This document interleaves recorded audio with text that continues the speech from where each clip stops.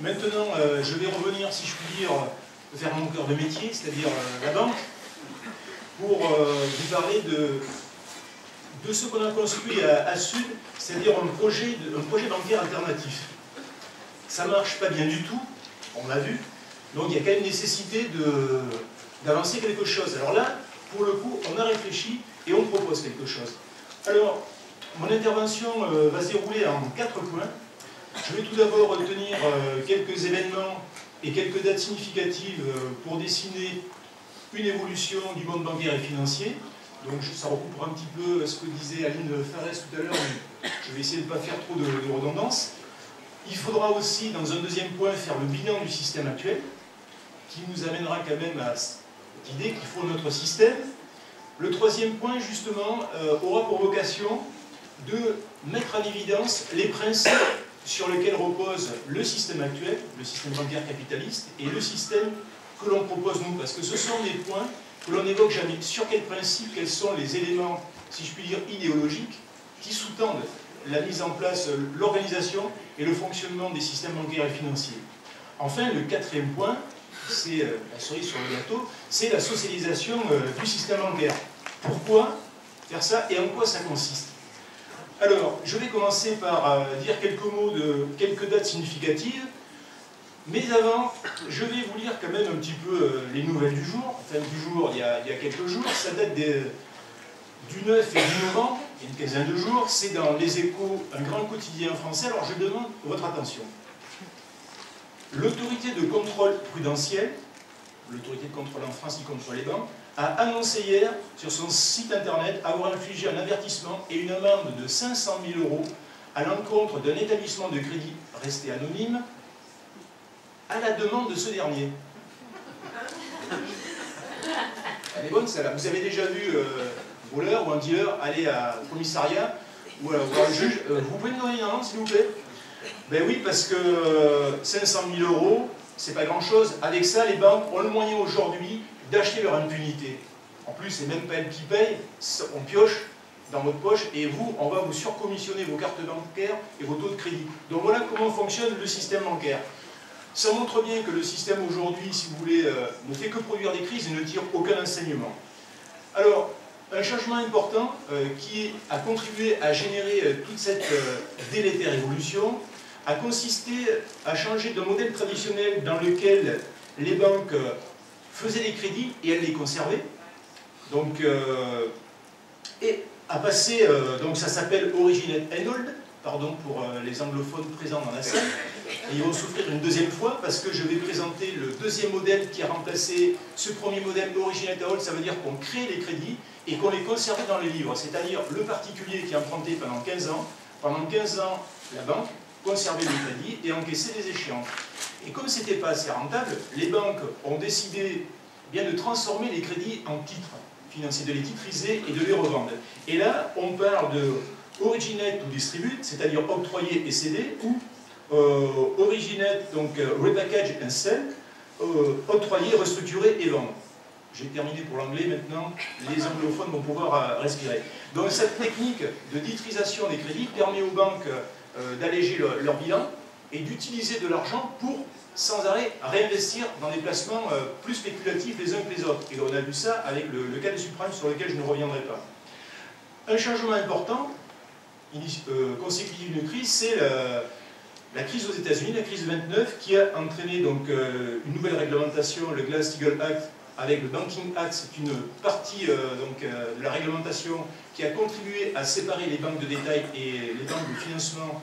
Je ne reviens pas parce que ça a été exposé tout à l'heure, sachant que dès le début des années 70, cette loi a été contournée et elle a été abolie en novembre 1999, donc sous la présidence de Bill Clinton. En France, donc mon pays, il y a eu une guerre en 39-45 et en 1944, on avait un Conseil national de la résistance qui a écrit un programme qui s'appelle les Jours heureux, un autre programme, dans lequel il était prévu, et là je vais vous lire ce petit passage parce que c'est très important. Je rappelle que dans ce Conseil national de la résistance, il y avait des syndicalistes, il y avait le général de Gaulle, il y avait des communistes, il y avait Jean Moulin, il y avait du monde. Et ce qui était prévu, c'était l'instauration d'une véritable démocratie économique et sociale, impliquant l'éviction des grandes féodalités économiques et financières de la direction de l'économie et le retour à la nation des grands moyens de production monopolisés, fruits du travail commun, des sources d'énergie, des richesses du sous-sol, des compagnies d'assurance et des grandes banques. Et à partir de 1945, décembre 1945, il y a eu la nationalisation des grandes banques françaises. Bon, De Gaulle avait pris soin quand même de laisser deux banques d'affaires en dehors du coup. Il y a eu en 1973 une loi importante en France qu'on appelle la loi Pompidou-Giscard ou loi Rothschild, parce que Pompidou avait travaillé chez Rothschild. Vous voyez, le lien entre la banque et le pouvoir ne date pas d'hier. Nous, on a l'exemple de François Pérolle, je vous dis tout à l'heure qu'on l'attaquait en justice, parce que ce garçon, nommé par Sarkozy, eh bien, il devrait bientôt dégager de notre banque. Elle n'est pas faite pour lui. Donc cette loi de 1973 eh bien, a interdit au Trésor public d'emprunter directement à la Banque de France. C'est-à-dire que le Trésor a été obligé de se financer sur le marché, alors qu'il empruntait à 0% ou à des taux tout à fait minimes. Donc cette loi, bien sûr, inique, a été reprise par le traité de Maastricht en 1992 et ensuite par le traité de Lisbonne en 2007. Auparavant, donc, il y avait une loi en France en 1984, dont on a parlé aussi également, qui mettait en place bon, la banque universelle appelée banque à tout faire, que moi j'appelle la banque à faire n'importe quoi, parce que ça représente plus la réalité du fonctionnement de cette banque, où on fait de l'assurance, vous rentrez dans une caisse d'épargne en France, on vous vend des téléphones portables, de l'assurance pour votre maison, pour votre auto, on fait quasiment garder votre chien, vos enfants, enfin, on peut tout faire, quoi, finalement. C'est vraiment quelque chose d'important. Alors, le bilan de tout ça, ça donne quoi, ce mode de fonctionnement? Je ne vais pas aller très loin, prendre quelques exemples précis. 1980, crise des caisses d'épargne américaines aux États-Unis, où on s'aperçoit que cette crise, de l'avis d'un inspecteur de police, est le fait d'un système mafieux, mais mafieux au vrai sens du terme, c'est-à-dire les types, ils ne pouvaient plus acheter des casinos, donc ils ont acheté des caisses d'épargne, ils ont généré des pertes considérables, qu'ils ont bien pris soin de socialiser, c'est-à-dire ce sont les contribuables qui ont payé tout ça. 2007, la crise des subprimes qui arrive et qui trouve son origine, donc, comme Eric le montre dans un très bon article sur les banques qui va sortir ou qui est sorti bientôt, surproduction de l'immobilier et ensuite mise en place de produits tarabiscotés pour noyer les produits toxiques et qui ont été revendus, et ce qui fait que ma banque de financement Natixis, la banque de mon réseau BPCE, en a acheté et se retrouve avec 35 milliards d'actifs toxiques. Donc on voit l'importance de ces crises. Alors, maintenant ce que je souhaiterais aborder dans un troisième point, c'est qu'est-ce qui distingue le service bancaire socialisé que Sud BPCE propose du système actuel?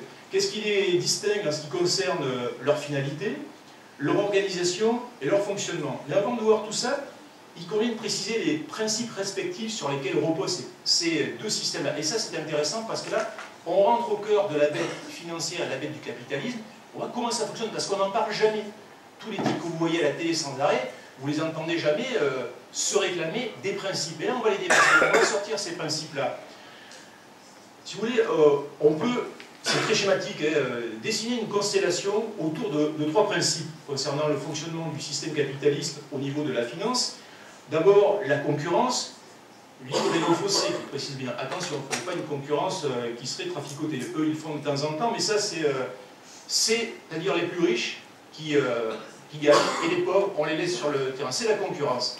Et ça, c'est un principe de fonctionnement, y compris au sein de nos établissements bancaires, où on nous compare sans arrêt. Ensuite, le second principe, c'est la déréglementation. Et là, toute l'histoire de la finance récente, c'est l'exemple. On a vu que le Banking Act des 33 aux États-Unis a été démantelé progressivement avant d'être supprimé. On a vu qu'en France, la réglementation a également contribué à déréglementer tout le fonctionnement, tout fonctionnait bien, et petit à petit, enfin fonctionnait bien, fonctionnait à peu près, disons, et on a supprimé, on a libéralisé tout ça. Donc la déréglementation, c'est un élément essentiel pour les banques. Ensuite, un autre élément, c'est l'opacité. Il y a le secret bancaire et puis il y a le secret qui entoure toutes les activités, c'est-à-dire les paradis fiscaux. C'est vrai qu'on a parlé de Sarkozy tout à l'heure, ce mot m'écorche la bouche, mais je suis obligé de le prononcer de temps en temps, il devait lutter contre les paradis fiscaux, c'était Super Dupont Sarkozy. Donc, bon, mais finalement, on s'aperçoit que les paradis fiscaux, ils prospèrent plus que jamais, et ça fonctionne sans arrêt. Et ces paradis fiscaux, il y a des études qui ont montré qu'ils concentrent près de la moitié des échanges financiers mondiaux. L'essentiel des choses, nous, notre banque pourrie, Natixis, elle avait l'essentiel de ses activités dans des paradis fiscaux. On a posé des questions, savoir qui étaient les responsables des sociétés, quelle était la nature des activités. On attend toujours les réponses, ce qui est absolument scandaleux. Et puis, ce qu'évoquaient les deux avocats ce matin, c'est le shadow banking system, c'est-à-dire le système bancaire de l'ombre, où tout se joue, tout ce qui est hors bilan, c'est-à-dire le fameux hors bilan de Dexia, tout ça, ça passe dans ce système obscur où on ne voit rien, puisque c'est tenu secret, on n'y accède pas. Alors, vous avez vu donc les trois principes qui régissent le système bancaire capitaliste: concurrence, déréglementation, opacité. Eh bien, nous, à Sud, on oppose trois principes: solidarité, réglementation et transparence. Solidarité, d'ailleurs, c'est le premier mot de Sud. Sud, c'est solidaire, unitaire et démocratique. La solidarité, ça veut dire qu'on prend en compte toute la population, et notamment, j'ouvre une parenthèse pour signaler des démarches qui sont faites dans un domaine tout à fait important, c'est l'éthique de la vulnérabilité, c'est-à-dire avoir le souci des plus démunis, des plus pauvres. Ça, c'est tout à fait essentiel. L'autre point, c'est une réglementation stricte des activités bancaires et financières, avec l'affirmation du primat de la responsabilité sur la liberté. Là où on nous dit « je suis libre de faire ce que je veux », on dit la responsabilité. Un exemple tout simple au niveau des caisses d'épargne, on a fait un procès contre nos patrons sur l'organisation du travail. On a dit aux patrons, vous avez une organisation de travail avec le benchmarking, c'est-à-dire le fait de comparer les salariés en permanence, qui est préjudiciable à la santé des salariés, et vous avez une obligation de résultat pour maintenir cette santé. Le directeur de la caisse d'épargne a dit au juge, je suis libre, charbonnier et maître chez soi, je fais ce que je veux dans ma caisse d'épargne. Eh bien le juge a dit non, vous avez la responsabilité, vous êtes responsable, et nous c'est ce qu'on veut étendre, la responsabilité avant la liberté. Enfin, le troisième principe que l'on met en avant, c'est la transparence, c'est-à-dire l'ouverture et la publicité des livres de compte des banques et la fin du shadow financial system, c'est-à-dire tout ce qui agit hors de la régulation. Donc, au vu de tels principes, eh bien, on peut construire un projet alternatif qui sous-entend, comme le dit Frédéric Lordon, pour un économiste assez intéressant, lui parle de déprivatisation intégrale du secteur bancaire.